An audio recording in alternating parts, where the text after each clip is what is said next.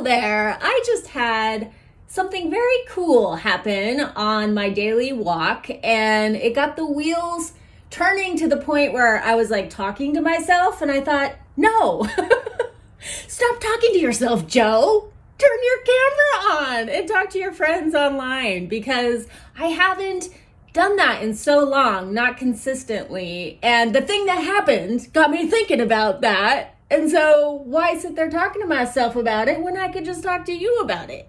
I'm a big fan of the Little Free Library. I have thousands of books, partly because of the Little Free Library, partly because I like to buy used books.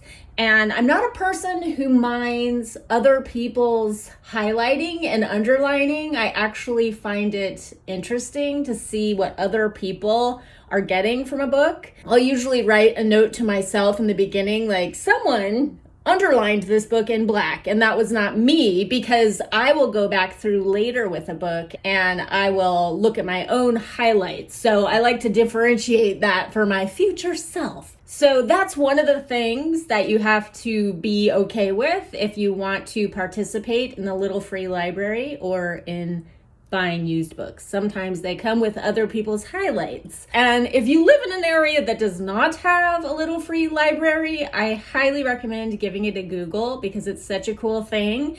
And maybe your neighborhood needs a Little Free Library, and maybe you could be the person to bring it to your neighborhood. A Little Free Library is always adorable. They're always so cute. We have hundreds and hundreds of them all around Los Angeles. Apparently we have a lot of readers here, and it's basically like a large birdhouse looking situation that people put out in their front yards along the sidewalk, and anybody can take a book or contribute a book. I contribute many books all around Los Angeles, actually. I was getting rid of a lot of witchy books that I got from publishers when I was doing the Hippie Witch podcast.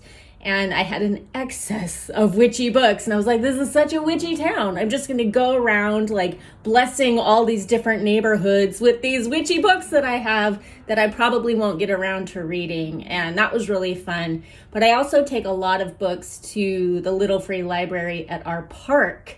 When we walk down the hill from where we live, we have what feels like our own park. And there's a major community there, like lots of little kids and dogs and this hoppin' Little Free Library. And so I have taken some awesome children's books down to that Little Free Library.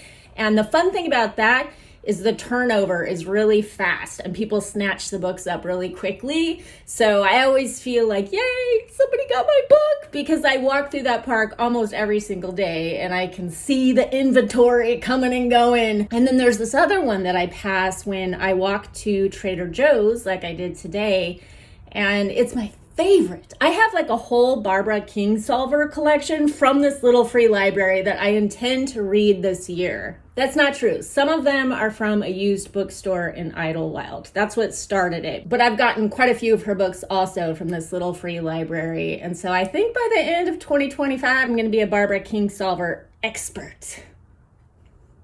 At any rate, this book, check this out.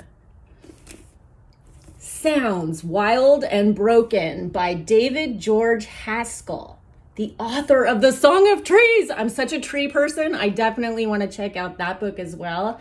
The subtitle for this one is Sonic Marvels, Evolution's Creativity and the Crisis of Sensory Extinction.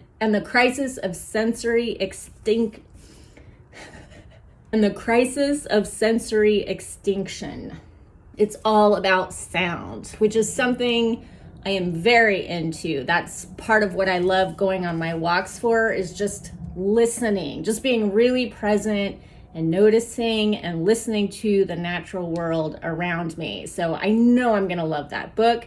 And I was kind of having a little party like, oh, look at this book I found. And the owner of the house, the people that own the house that this Little Free Library is attached to, came out. And I kind of felt like caught red-handed, like, here I am taking a book from your Little Free Library. So I just struck up a conversation with the guy and I was like, you have the best Little Free Library in town. I get the best books here. And he was really chill about it. And he's like, yeah, when we moved in, it was already here. And we were like, I guess we should just put some books in it. So they put some books in it without giving it much thought. And he says it's just taken care of itself ever since then. And then this is the thing that got my attention. He said, it's like a natural ecosystem. It just takes care of itself. And so the conversation ended between he and I, but it did not end for me. I've been thinking about this all day long and thinking about it in the context of content creation. I used to be part of a thriving ecosystem here on the internet. There were like ongoing conversations going on back in what I would say is like the golden age of YouTube. There were quite a few of us who were making videos in conversation with each other. We would make videos in response to each other. And then there was this awesome audience that participated in these conversations. And I was thinking about how much I miss that and how that's kind of gone now. And I don't really know what I want to do now online publicly. I still have my business online, but it's all kind of behind the scenes. It's mostly just on Patreon and with coaching clients. And I don't do a lot of public facing things. Every once in a while, I'll hear from somebody like, we miss you. We hope you're okay. And I'm like, I'm still here, but I'm not contributing to the ecosystem. And I was kind of thinking like, what if I thought of myself as a little free library and a place where people can come and check out little pieces of information. What I love is when people share ideas with me. They're like, oh, you're into that thing too? Have you seen this creator who's creating this video? And just by showing up, just by putting like your little birdhouse looking little free library in the ground, like putting your stake in the ground, people come, people notice, ideas start spreading. And sometimes there's some bullshit, but like every ecosystem, I think, needs a little bit of fertilizer to keep things growing. But for the most part, it's quite beautiful. You know, there are butterflies and bees and flowers and trees and books and ideas. And I don't know if you're hanging with me here, if this is making sense. Like, how are you getting from a little free library to a natural ecosystem to books? And what are you talking about, Joe? But it was all making sense to me. It was making so much sense. Like, I can just show up. I can just be like this little free library in the wilderness and see if the people come. See if the pollinators come. Will they share my ideas? Will they share their ideas with me? And isn't it just great if only one person happens by and loves an idea and stands there and talks to me about it for a second? That's so cool. Maybe I just want to be like a little free library. Maybe I could be one of millions of little free libraries on the internet. And maybe that's like a healthy way to be in these spaces. Just kind of open and free and sweet and simple. What do you think?